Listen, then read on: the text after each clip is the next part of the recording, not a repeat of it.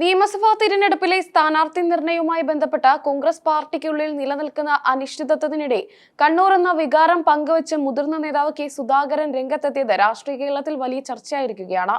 സ്ഥാനാർത്ഥി പട്ടികയിലെ തന്റെ അഭിപ്രായങ്ങൾ പരിഗണിക്കപ്പെടാത്തതിലുള്ള കടുത്ത അമർഷം പ്രകടിപ്പിച്ചുകൊണ്ട് അദ്ദേഹം നടത്തിയ ഫേസ്ബുക്ക് കുറിപ്പ് വലിയ രാഷ്ട്രീയ സൂചനകളാണ് നൽകുന്നത്. സ്ഥാനാർത്ഥി നിർണയ ചർച്ചകൾക്കായി ഡൽഹിയിൽ ഹൈക്കമാൻഡ് നേതാക്കളുമായി കൂടിക്കാഴ്ച നടത്തിയ സുധാകരൻ വലിയ അതൃപ്തിയോടെയാണ് നാട്ടിലേക്ക് മടങ്ങിയതെന്ന വാർത്തകൾ ഇതിനോടകം പുറത്തു വന്നിരുന്നു. ഈ അതൃപ്തിയുടെ ആഴം വ്യക്തമാക്കുന്നതായിരുന്നു അദ്ദേഹത്തിന്റെ വൈകാരികമായ ഫേസ്ബുക്ക് പോസ്റ്റ്.